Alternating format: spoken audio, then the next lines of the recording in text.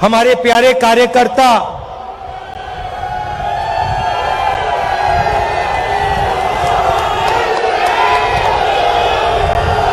मतलब दूसरा नाम आपका, प्यारे कार्यकर्ता का दूसरा नाम बब्बर शेर और शेरनिया।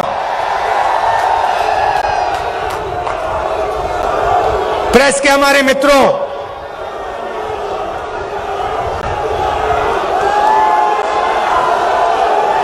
भाई और बहनों, आप सबका यहां बहुत बहुत स्वागत, नमस्कार।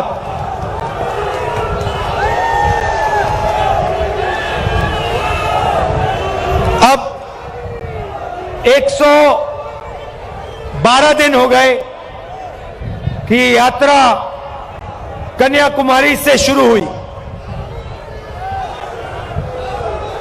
और आज यहां पानीपत में ऐतिहासिक हिस्टोरिकल जगह में आज हम यहां सुबह चले हैं। आपने इतना प्यार दिया, बहुत जबरदस्त स्वागत किया आपने, और आप हजारों लोग हमारे साथ चले, इसके लिए मैं आपको दिल से धन्यवाद करना चाहता हूं।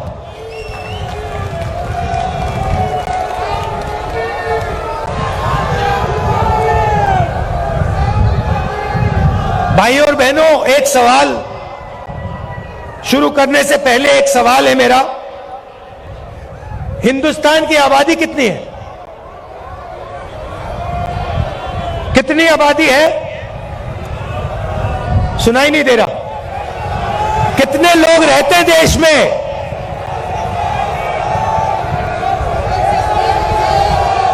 कितने?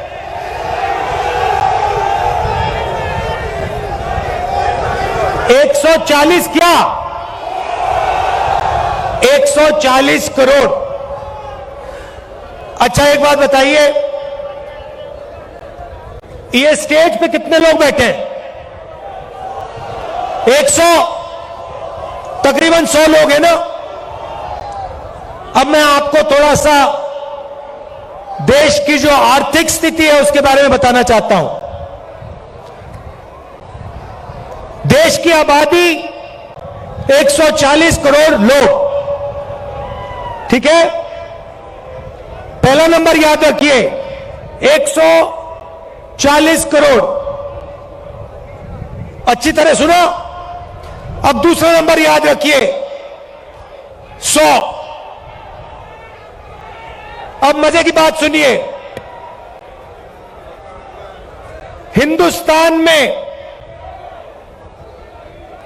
नहीं शांत हो जाइए क्योंकि मैं गहरी बात बोल रहा हूं। देखिए, स्टेज पे 100 लोग, देश में 140 करोड़ लोग। आज के हिंदुस्तान में जितना धन आधे हिंदुस्तान के हाथ में है, उतना धन हिंदुस्तान के सबसे अमीर 100 लोगों के हाथ में है।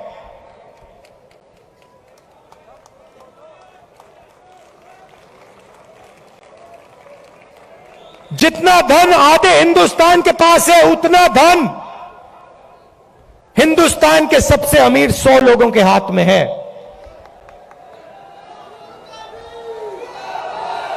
क्या यह आपको सही लगता है?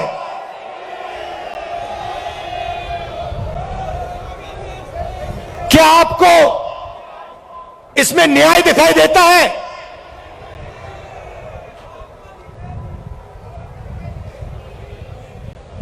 दूसरा आंकड़ा देता हूं। हिंदुस्तान की, अगर आप सारी की सारी कंपनियों का मुनाफा देखें, सारी की सारी कॉरपोरेट कंपनियों का मुनाफा देखें, तो 90% मुनाफा सिर्फ 20 कंपनियों के हाथ में है।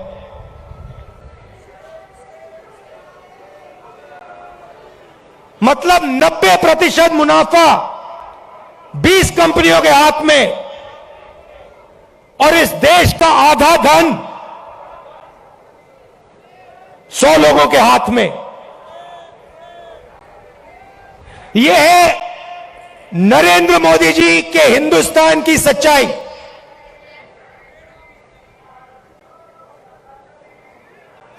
दो हिंदुस्तान बन गए हैं, एक किसान मजदूर, छोटे दुकानदार, बेरोजगार युवा, इनका, इसमें करोड़ों लोग रहते हैं।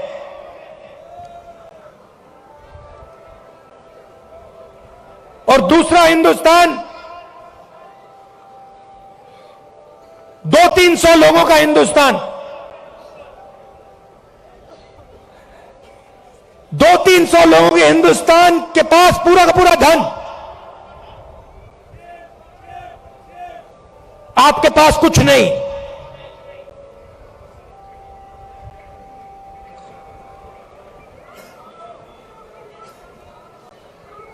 आपके पास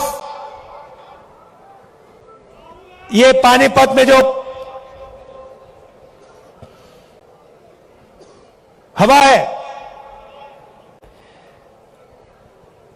जिसमें आप सांस नहीं ले सकते, वो है आपके पास।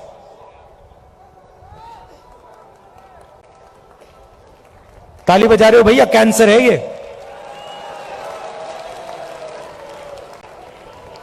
आपको भी हो रहा है, सबको हो रहा है। अच्छा, पहले क्या था? पहले ये जो आपका शहर है स्मॉल और मीडियम इंडस्ट्री का सेंटर था। यहां पे हजारों छोटे बिजनेस चलते थे, लाखों लोगों को रोजगार मिलता था।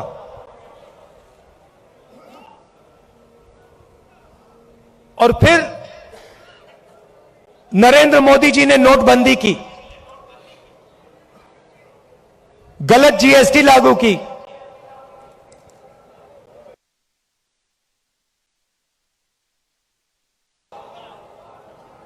मुझसे बेहतर ये दो पॉलिसियां नहीं थी, नोटबंदी और जीएसटी पॉलिसियां नहीं,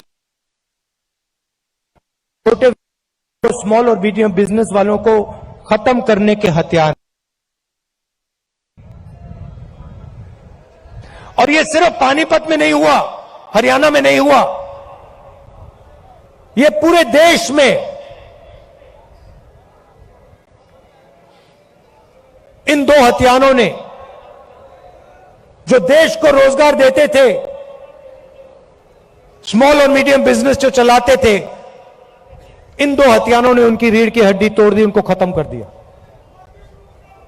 और आज 21वीं सदी में हरियाणा बेरोजगारी का चैंपियन है। आपने सबको पीछे छोड़ दिया बेरोजगारी में। कितना भैया? 38%।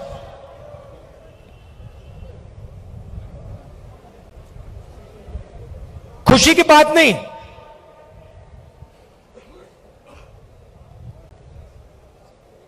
हरियाणा का जो युवा है, युवा शक्ति है,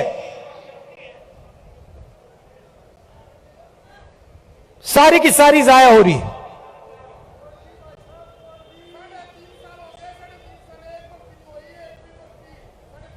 अच्छा भैया, 3.5 साल हो गई, एक भर्ती नहीं हुई। मुझे पहले अग्निवीर के बारे में बताओ। ये अग्निवीर योजना मुझे पहले समझा दो, ये है क्या? भर्ती की बात करनी है तो अग्निवीर की बात करो।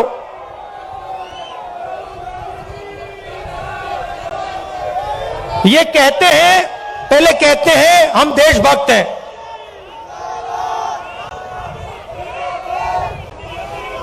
कहते हैं, बीजेपी वाले लोग कहते हैं हम देशभक्त हैं।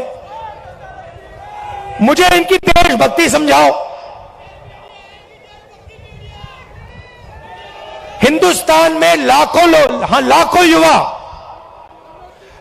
युवा सुबह उठ के 4 बजे,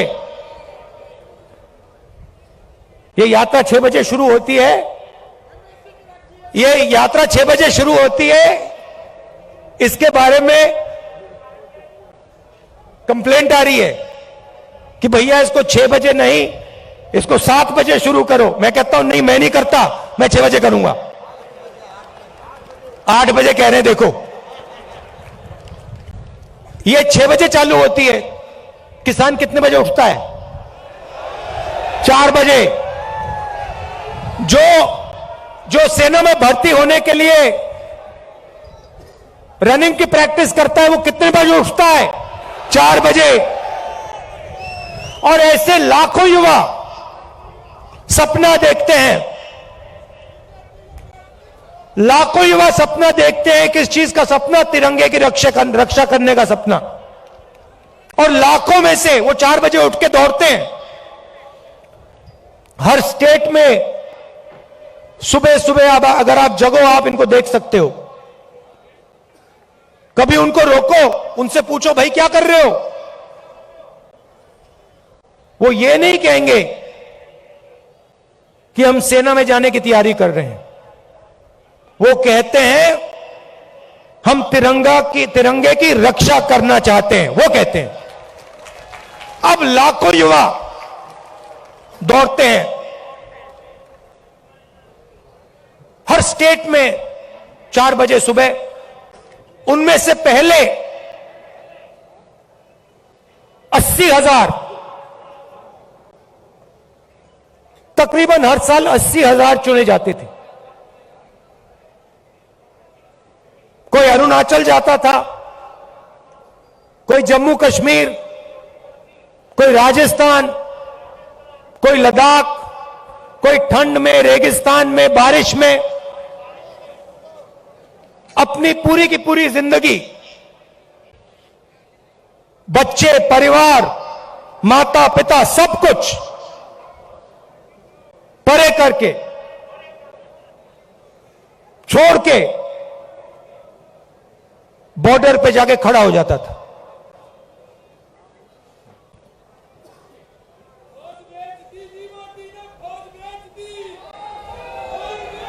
नहीं, सुनो, बात सुनो। वो बॉर्डर पे खड़े होते थे, वहां पे तूफान आ जाए,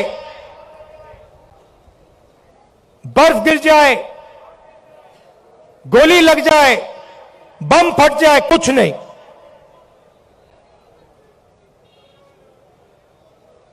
देश के लिए, अपना खून देने के लिए 80,000 युवा हर साल सेना में भर्ती होते थे। अब उनको पहले सेना क्या देती थी? सबसे पहले सेना उनसे कहती थी, देखो एक दिन ऐसा आ सकता है जब आपको हिंदुस्तान के लिए लड़ना पड़ेगा, शायद आपको शहीद होना पड़ेगा, मगर हम आपको एक बात की गारंटी देंगे कि दुनिया में सबसे बेहतर ट्रेनिंग हिंदुस्तान की सेना को, वायुसेना को, नेवी को हम देंगे। यह पहला वायदा हुआ करता था। यह पहला वायदा हुआ करता था उन 70,000 युवाओं।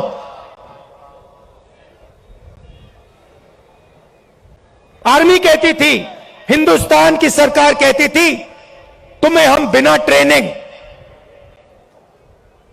दुश्मन के सामने कभी नहीं खड़ा होने देंगे, क्योंकि हम तुमसे प्यार करते हैं, हम तुम्हारा आदर करते हैं, हम तुम्हारे खून की रक्षा करना चाहते हैं। बिना ट्रेनिंग हम आपको कभी नहीं भेजेंगे, मर जाएंगे मगर नहीं भेजेंगे। पहला वायदा। दूसरा वायदा, 15 साल आपको सर्विस मिलेगी। 15 साल आपको सर्विस मिलेगी। अगर आपको इतनी सी भी चोट लगी, इतनी सी चोट लगी उंगली पे, हम आपकी रक्षा करेंगे। जो भी आपको चाहिए हम आपको दे देंगे। यह था दूसरा वायदा। तीसरा वायदा, आपने इस देश के लिए अपना पूरी जिंदगी दे दी, पूरी की पूरी आपने जिंदगी दी। आपने अपने बच्चे दे दिए, माता पिता दे दिए, परिवार दे दिया, अपने सारे के सारे सपने दे दिए इस तिरंगे को रक्षा करने के लिए। ठीक है, हम आपको पेंशन देंगे। और जब आप गांव में वापस जाओगे, जब आप गांव में वापस जाओगे, तो हम आपको एक्स सर्विसमैन का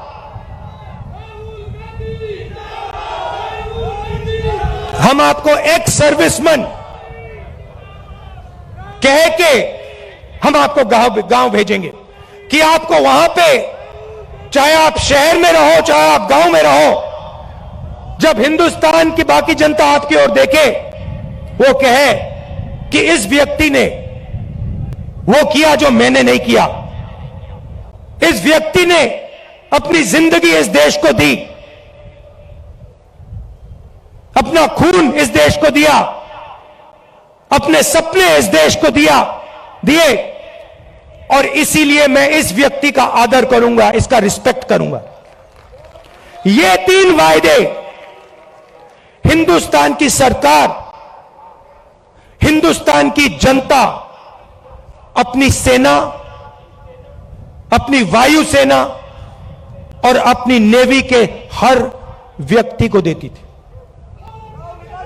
अब अग्निवीर योजना ने, नहीं सुनिए, अग्निवीर योजना ने ये तीनों के तीनों वायदे तोड़ दिए हैं। अग्निवीर योजना क्या कहती है? उन्हीं 70,000, उन्हीं लाखों युवाओं से कहती भैया 80,000 तो नहीं लेंगे, 40,000 लेंगे। और वो जो 15 साल की बात थी, वो जो सर्विस की बात थी, उसे भूल जाओ। 4 साल बाद, पहले 80,000 लिए जाते थे, 4 साल बाद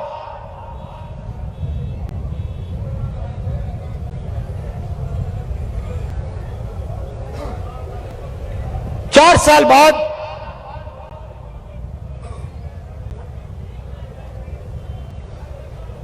हम 75% को वापस भेज देंगे, निकाल देंगे।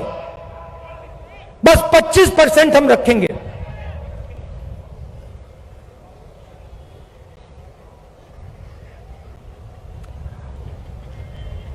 %25 को हम रखेंगे, बाकी को हम छोड़ देंगे। आप लोग जाइए,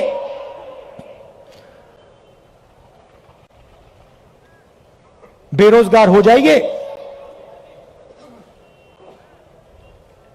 अच्छा, जो पहले हम ट्रेनिंग देते थे, जो सैनिक को तैयार करने में 5, 10, 15 साल लगते हैं, मिसाइल चलाने में, रॉकेट चलाने में, हथियार को ठीक से चलाने में जो टाइम लगता है उसको भूल जाइए। सिर्फ 6 महीने की ट्रेनिंग की जरूरत है। 4 साल बाद घर वापसी। तो ये वायदे नरेंद्र मोदी जी ने और बीजेपी ने तोड़े हैं। जब मैं ये बात उठाता हूं तो कहते हैं मैं सेना के विरोध बात कर रहा हूं। मैंने बोला था, प्रेस के मित्र हैं, ये भी उनकी बात करते हैं कि देखो भैया, समझ गए आप, मैं सेना की बात उठा रहा हूं मैं कह रहा हूं कि 15 साल आप सर्विस देते थे, 80,000 युवाओं को देते थे,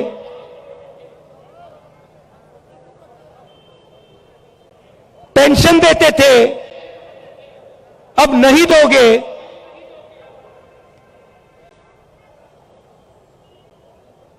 पहले ट्रेनिंग देते थे, सालों के लिए ट्रेनिंग देते थे, अब 6 महीने की ट्रेनिंग दोगे।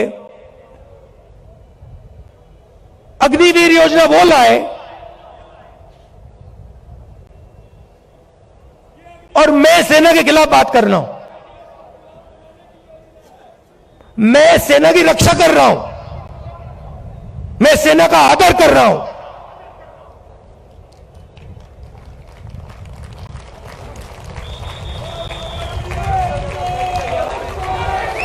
और भाइयों और बहनों, एक और बात,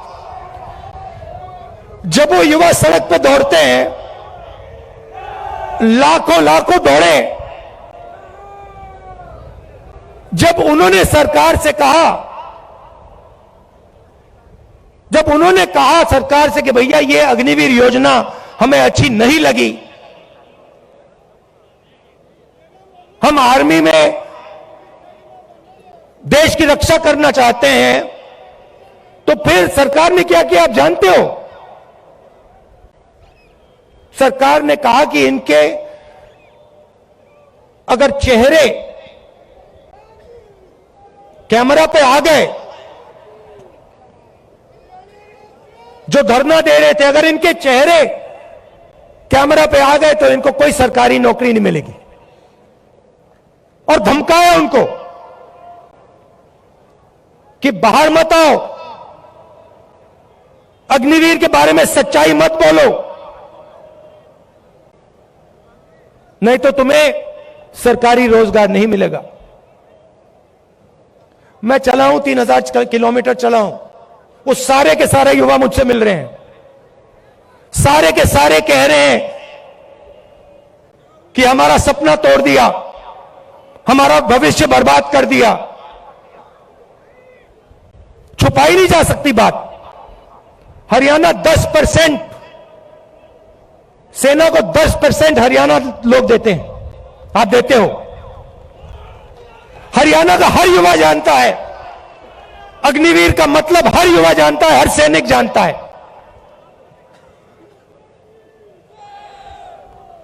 यह सच्चाई है। अच्छा, अग्निवीर को छोड़िए, रोजगार के 2-3 और रास्ते हैं।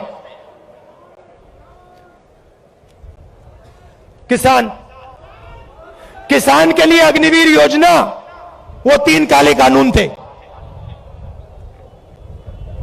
जो सेना के लिए अग्निवीर है, वो किसानों के 3 कानून थे। सारे के सारे किसान खड़े हो गए, काले कानूनों के खिलाफ खड़े हुए, आप सब खड़े हुए, हम खड़े हुए, याद है आपको? और जब किसान खड़े हुए, नरेंद्र मोदी जी ने क्या कहा? गलती हो गई, मुझसे गलती हो गई, नरेंद्र मोदी जी कहते हैं, गलती हो गई। किसान सर्दी में, ठंड में बाहर बैठा था, बारिश में किसान बाहर बैठा था, तब आपको गलती नहीं दिखी। 1 साल लग गया आपको गलती पहचानने में। 700 शहीद हो गए। किसानों को उग्रवादी बताया था, यह सच्चाई है। नहीं भैया, देखिए, चाय बेचने वाले बहुत जानते हैं, चाय बेचने वाले बहुत कुछ जानते हैं।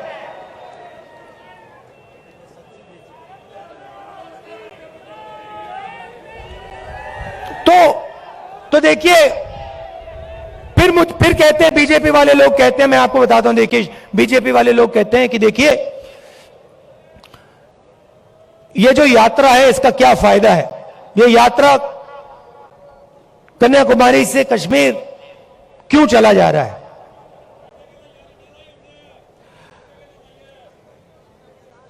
भारत जोड़ो यात्रा क्यों की जा रही है मैं आपको बताता हूं। क्योंकि इन्होंने पूरे देश में डर और नफरत फैलाने का काम किया है। जहां भी ये जाते हैं, चाहे वो नोटबंदी हो, गलत जीएसटी हो, इनकी सब योजनाएं डर फैलाती हैं। डर फैलाते हैं और फिर उस डर को नफरत में बदल देते हैं।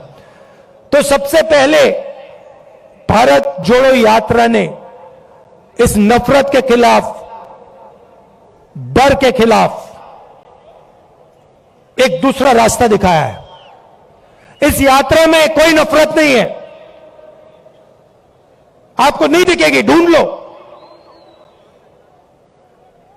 यहां पे सब हिंदुस्तानी चल रहे हैं, हिंदू, मुस्लिम, सिख, ईसाई, सब, हर जात के लोग, हर धर्म के लोग, हर भाषा बोलने वाले लोग एक साथ चल रहे हैं, प्यार से चल रहे हैं, मोहब्बत से चल रहे हैं। कोई गलत बात नहीं बोल रहा है। कोई गिरता है तो कोई सवाल नहीं पूछता, भैया तुम्हारा धर्म क्या है, तुम्हारी जात क्या है, ना, एकदम उठा देते हैं, मदद करते हैं। सारे रास्ते में, हर स्टेट में जब हमारे लोगों को चोट लगती है, कोई ना कोई उनकी मदद करता है। आम जनता खाना देती है, पानी देती है, मदद करती है। ऐसा हिंदुस्तान हमें चाहिए। मैंने बोला, उन्होंने पूछा क्या कर रहे हो? आपके नफरत के बाजार में मोहब्बत की दुकान खोल रहा हूं।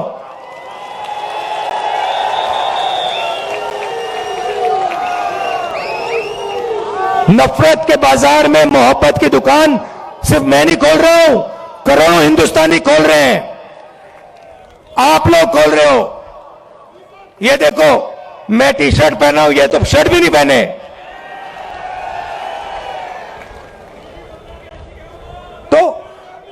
तो इस यात्रा ने नफरत को मिटाने का काम किया है। मेरे पास कुछ दिन पहले एक आदमी आए, मेरे साथ चले, कहते हैं राहुल जी मैं आपको कुछ कहना चाहता हूं। मैंने कहा क्या? कहता है मेरे भाई के साथ मेरी लड़ाई थी, सालों उससे मैंने बात नहीं की, आपकी यात्रा आई, मैंने कहा क्यों ना मैं अपने भाई से बात करूं। और मैंने अपने भाई को फोन लगाया और मैंने कहा भाई अब मैं तुमसे लड़ना नहीं चाहता हूं,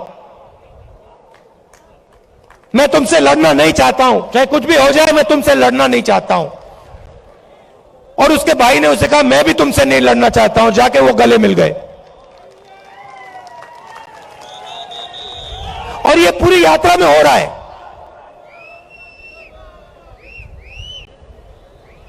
बहुत सारे लोग मेरे पास आए, मेरा पुराना मित्र था, उससे मैं लड़ गया, मैंने उससे दोस्ती कर ली।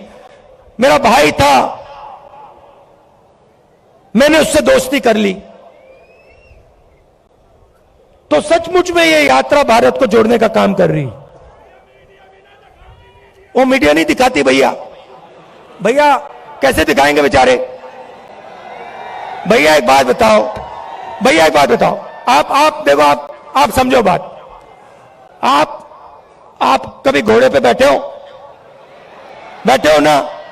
घोड़े पे लगाम होती है ना, अगर आप लगाम को इधर करोगे तो उधर जाएगा ना वो, अगर उधर करोगे उधर जाएगा ना वो। लगाम लगी हुई है भाई। वो कभी इधर खींचे वो उधर भाग जाते हैं, कभी उधर खींचे उधर भाग जाते हैं। मगर एक बात है, घोड़े के ऊपर मोदी जी की फोटो जरूर दिखेगी, वो तो दिखेगी। तो भैया अब बेचारे के ऊपर लगाम लगा हुआ है, वो क्या करें? उनकी गलती नहीं है, इनको भी जीना है, खाना खाना है, बच्चों की देखभाल करनी है, करनी तो है ना, सही बात है। तो ये देखो, ये मुस्कुरा रहे हैं, देखो ये मुस्कुरा रहे हैं, कह रहे हैं हाँ भैया बात सही, भैया को कह रहे हैं, देखो बोल रहे हैं हाँ बात तो सही की। तो हम समझते हैं कि आपके ऊपर आपके लगाम लगा रखी है, और हम जानते कि हम जानते कि आप सच्चाई को पहचानते हो, सच्चाई बोलना चाहते हो, मगर मुश्किल है। चलता है, हो जाएगा काम।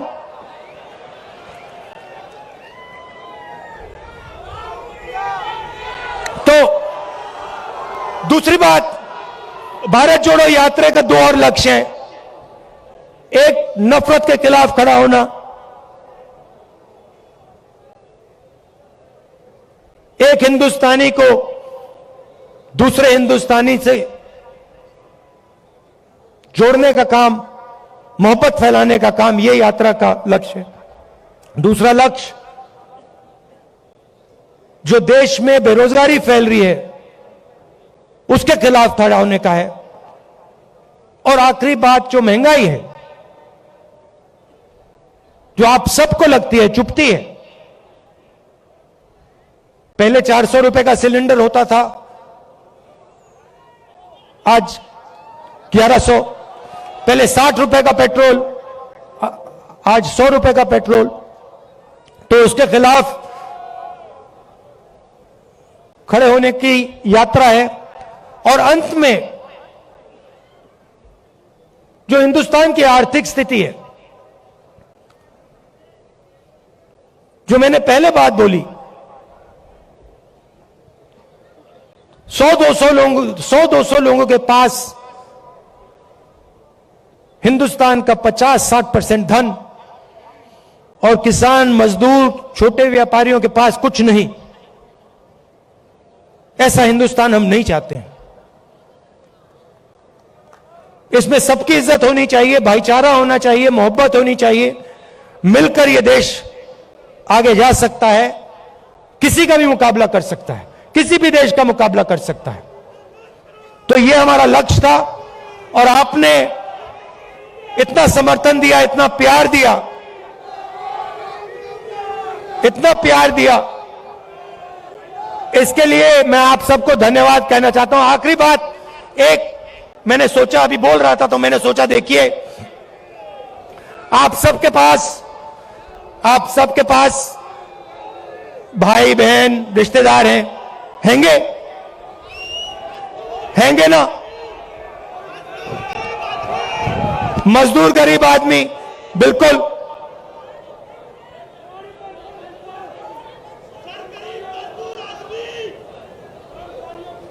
उस गरीब मजदूर आदमी के बारे में, उसके बारे में बोलूं, न्याय योजना का नाम सुना आपने? 2019 में हम एक योजना लाना चाहते थे, न्याय योजना। हर गरीब व्यक्ति के बैंक अकाउंट में 72,000 रुपए साल के सीधा बैंक अकाउंट में, गरीब मजदूरों के बैंक अकाउंट में, गरीब किसानों के बैंक अकाउंट में, सबके बैंक अकाउंट में। तो अगर हमारी सरकार आएगी तो हम ये योजना लाएंगे। हां, तो आप सबका दिल से धन्यवाद करना चाहता हूं। और देखिए, जैसे वो व्यक्ति मेरे पास आया था, उसने कहा था मुझे कि मैंने अपने भाई से फिर से रिश्ता बना दिया। आपके भाई हैं, कभी कभी लड़ाई हो जाती है, रिश्तेदारों से लड़ाई हो जाती है, दोस्तों से लड़ाई हो जाती है। आप जाके उनको फोन कीजिए, उनसे कहिए आप भी हिंदुस्तानी हो, मैं भी हिंदुस्तानी हूं, आप मेरे भाई हो, मैं आपसे लड़ना नहीं चाहता हूं, लड़ाई बंद कीजिए। बहुत बहुत धन्यवाद। जय हिंद।